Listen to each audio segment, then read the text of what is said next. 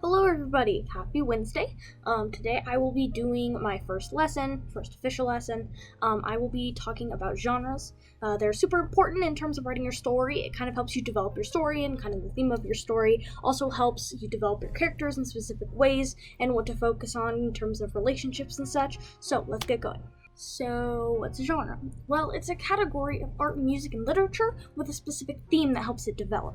I will be talking about 8 different categories today, or 8 different genres. Those will include romance, fantasy, dystopian, historical, action-adventure, suspense/thriller, mystery, crime, science fiction, and horror/paranormal. We'll be talking about some books to go with those, and some other stuffs. Our first genre is going to be romance. Before I get into it, I want to start doing an author of the lesson, or of the day, so I'm going to introduce you to Nora Roberts. She is a romance/action-adventure novelist, and she has written Black Hills, Birthright, and the In Boonesboro trilogy. She was born in Silver Springs, Maryland. She was recently named America's Favorite Novelist by The New Yorker, which is a really cool article based. You should go check it out. But anyway, romance. Yeah, it's actually one of the most popular genres and reading and writing today. Kind of crazy. I'm not a huge fan of it myself, but it is a really interesting way to build relationships between characters and the setting and everything around them. The way that the genre works most of the time is there is a romantic relationship that is built between 2 or more characters, however many characters you want to establish a romantic relationship in the story. It is often derived by sensual tension, desire, and just idealism. Now, idealism in a story is when it's the ideal outcome. It's what you want to happen in the end and what a lot of society wants to happen in the end. So think Disney movies. You have 1 or 2 rough spots in the relationship and then they end up loving and getting married in the end. That's an ideal relationship. One being, wearing the same colors as the other person. Maybe possibly outcasts come together.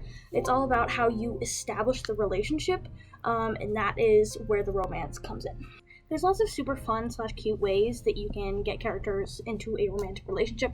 My personal favorite is the characters starting out absolutely despising each other and then realizing that they work well together. You have kind of like a hero-villain relationship. A villain falls in love with just with a hero, or kind of like Suicide Squad / Joker and Harley Quinn. Romantic relationships also have a lot of drama in a lot of these novels. There's stuff that they have to go through, they get separated, they're not allowed to be together, so having a problem in a story is one of the most important parts. For a relationship to be successful in real life, you have to have the other person being willing to work things out. So maybe characters in your story, they can't work stuff out, so they break up, but then they realize how much they need each other, they come back together, and they're more successful because they realize they need to talk to each other. That way you can have the character go through several relationships where they learn or they lose their trust. So then that's another problem, is one side of the relationship comes in and the other one doesn't trust them, so they push them away, and finally they can't push them away anymore, so then they become a relationship. Those are just some of the ways to establish a healthy/non-healthy relationship between characters. There needs to be a lot of emotion for the reader to be interested in the relationship.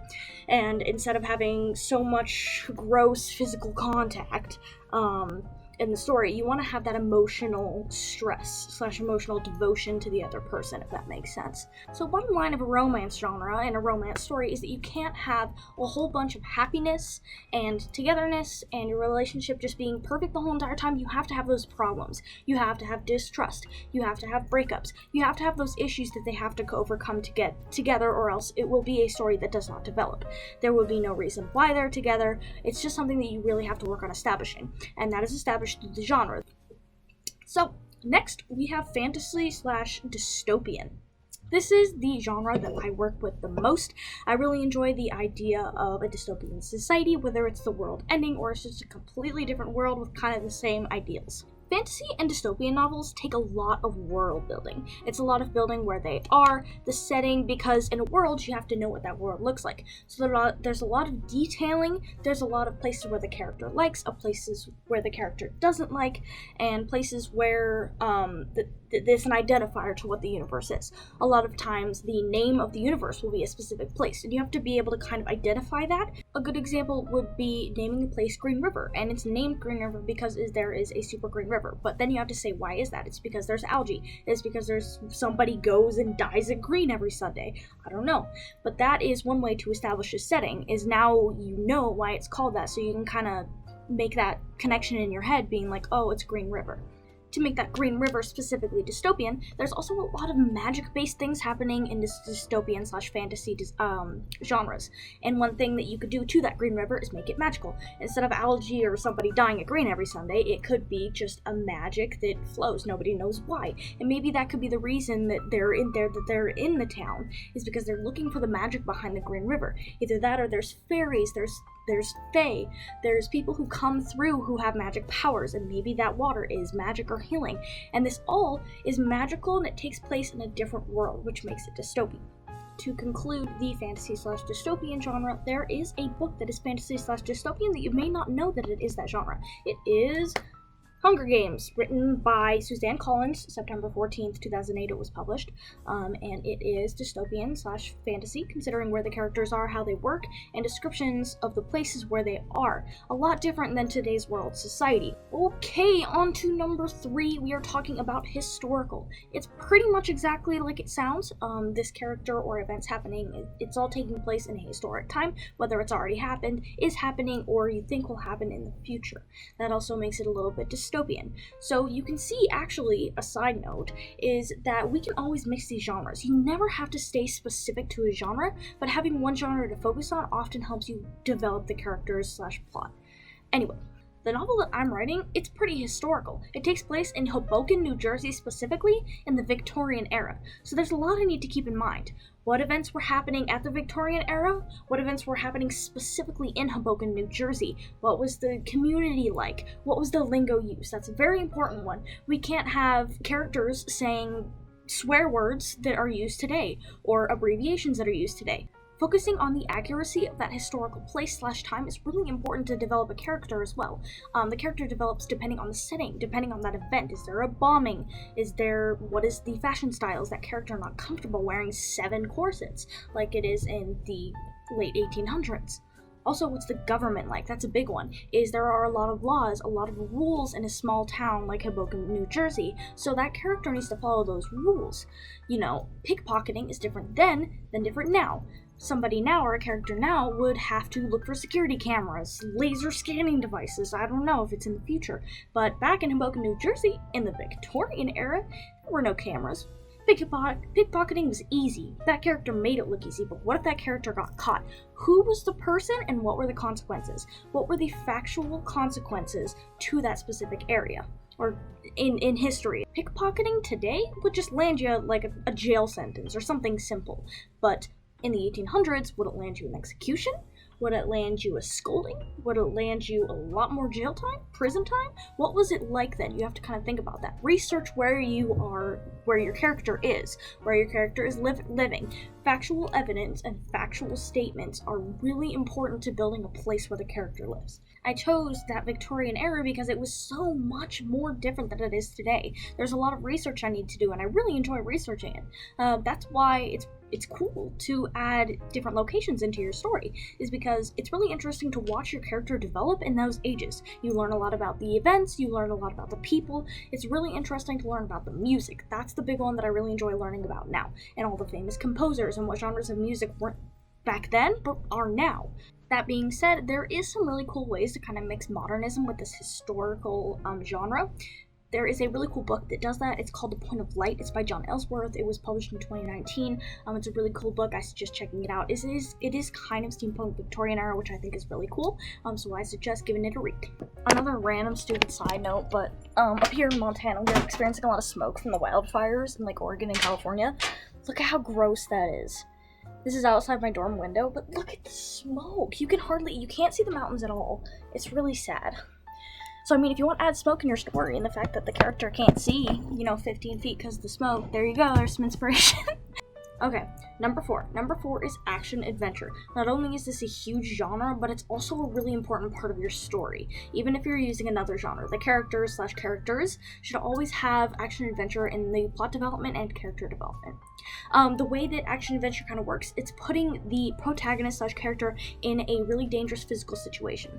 It's always physical danger or most of the time, because psychological danger doesn't have a lot of action in it. It's more in the head, and it's more about detailing if it's psychological. But physical danger is a lot more, there's a lot more action. There's running, there's fighting. So the action is just creating a whole bunch of feelings, but it's also creating more detail for the writer to write and more detail for the reader to read. As a reader myself, I know that I like it when there are near misses with characters, especially physically. The character almost gets killed, the sword just barely drags against the person's nose. I get excited when stuff like that happens because I'm like, whew, holy crap, that was close. So a good way to have action is very near physical misses. Everything's all about chaos. There's so much happening. There's so many people running around you. Just kind of think of those action movies where there's a whole bunch happening and you're kind of the person in the center of it. You're the person in the center of the violence. You're the one running. It's all about that person who's having a lot of physical challenges. And the character's probably running against the clock, which causes him to be courageous and more daring. And when you have daring characters, they do a lot of stuff that's physical, and they put themselves in danger. So that action adventure is also that character putting themselves in danger and being brave and taking chances that the reader might be like, don't do that! And then it works and the reader's like, oh, okay, never mind. The book that ties to this is Jurassic Park, surprisingly. Why? Because Jurassic Park is very energetic. There's a lot that happens. There's dinosaurs running around, so there's constantly surprises, couple jump scares. I just think it's a really good example. As a pretty old book, it was established in 2012. It's not an old book, but I read it in high school. So to conclude the genre of action and adventure, make sure that your characters are established through physical danger. They might meet people through physical danger. It's all about putting that character in constant chaos. Alright, so you got a character running for their life in lots of action. That also can count for our fifth genre, which is suspense and thriller. There is a lot of suspense/thriller in the action and adventure, but the thriller is more of detailing that emotion once you get in those situations. What is the character feeling once there is a pursuit and an escape? How is the character feeling before the pursuit? What does the character realize in their head when they're being pursued? How does the pursuit feel? What are they thinking in their head? Who is this person? Oh, I know this person. They're coming after me. This is why they're coming after me. This is all happening in 2 seconds. And then the end part. How is the character feeling once they, reach the brick wall that they hide behind? Are they like, or are they constantly just looking around for more stuff to hide behind? Is the antagonist saying something? Is the pursuer saying something, doing something? How is that person in jeopardy feeling about that person? Is there a relationship between them? It's all about that detailing the emotion and how that person is feeling. Why are they in jeopardy? What makes them feel in jeopardy? What does the feeling feel like? Is it butterflies in your stomach? Is it running so hard you can't breathe or you taste iron? You want the reader and the character asking a lot of questions. And if you kind of word it right, you can have them both ask the question at the same time. If somebody shoots somebody, both you and the character are going to be asking, why the heck did they do that? So you can also make that personal connection with the character by asking the same question they do. The 2012 novel Gone Girl by Gillian Flynn is actually a really good example of a lot of suspense. They put their character through a lot of turmoil, a lot of emotional turmoil, and really dive into the detail in those emotional turmoils. Even if it's somebody pursuing something else, or them actually just doing something in general. It's very emotional. And the thriller comes with the change of those different emotions. So it's a good book. You should try it out. I actually didn't finish reading it. I read it in high school and did not finish reading it. But I think that it is a really good example of suspense. Number 6, another very, very common genre, horror/paranormal. Another genre that is what it sounds like. It's often with supernatural/paranormal genre. It is often the character overcoming a supernatural or demonic being or demonic possession. This can involve like witchcraft, Satanism, stuff like that. That's often associated with paranormal or horror genres. It can involve murders and the reincarnation of somebody who was murdered. It can also include relationships between the character, whether they're dead or living. It can also be the character coming from the dead to the living or from the living to the dead. The genre in and of itself is actually really helpful to character development. It's a really good way to establish trauma is a good one. That's very common with paranormal/horror is a big trauma, big triggers to the character. Watching that character go something, they meet somebody who's dead and they're like, dude, you're dead. The heck are you doing? Then they get terrified, then they have to go through a whole entire adventure to figure out why that person, died and came back to life. So there in and of itself is the whole entire plot, or the goal of the story. So just a spirit coming to life is actually a really good idea for establishing, the plot and the character. You also get to come up with some really cool / scary titles and names. There is a book called Rosemary's Baby that is a horror / paranormal book. It's by Year 11, and I suggest reading it because it does establish a really good plot that includes both paranormal and horror genres. Just to be clear, they are often mixed, so they can be two separate, but often the horror goes along with paranormal activity. Our 7th genre is mystery and crime, and it can fit in with horror and paranormal, and it actually often does, but it can be a separate genre in and of itself. The whole idea of mystery and crime is basically a big ol' whodunit. The big idea? Solving a crime, solving a mystery. What happened? Who did it? Why did they do it? An identity is revealed or not revealed. A crime is solved. That is the point of the genre.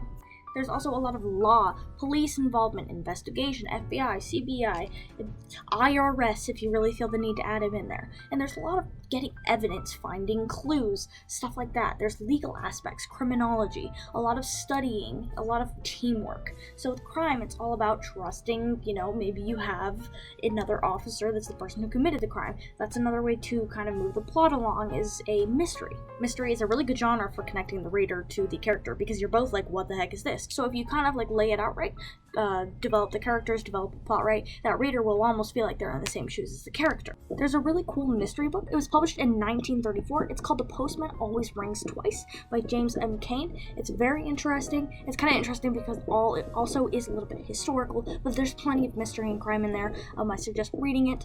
And on to number 8, the final one. Science fiction. Yep, so science fiction is a kind of complicated genre. You have to mix kind of worldly logic today and logic from the future. A lot of the technologies and advanced technologies people will use in science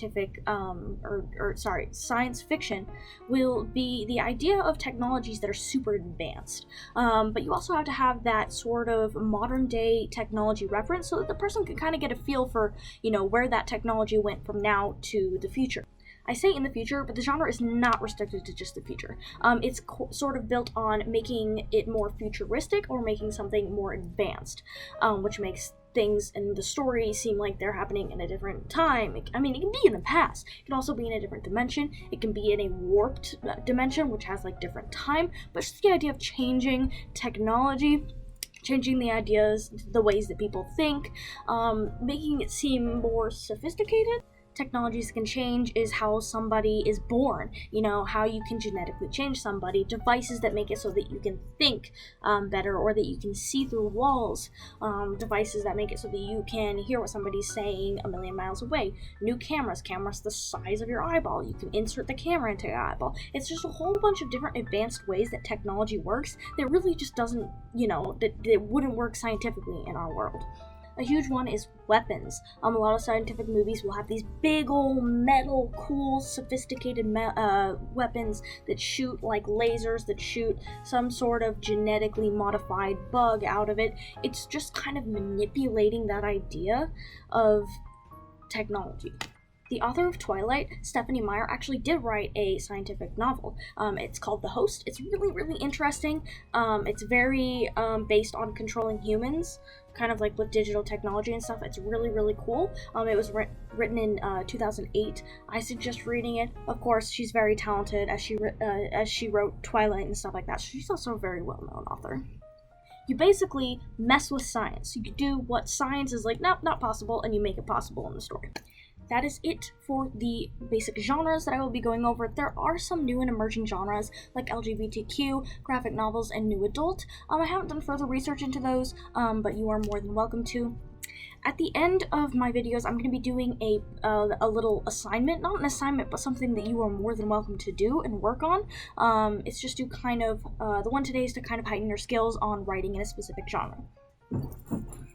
So, today's assignment, I want you to write 2 to 4 paragraphs on each genre. The genres that I want you to specifically practice in are going to be romance, action-adventure, horror / paranormal, and science fiction. You're more than welcome to just do like 1 or 2, but I want you to practice the detail and how you think that you would make it so what you're writing is specifically from that genre. If you have a story that you're already writing, try putting your character in one of those genres, or rewriting a scene from your story specific to that genre.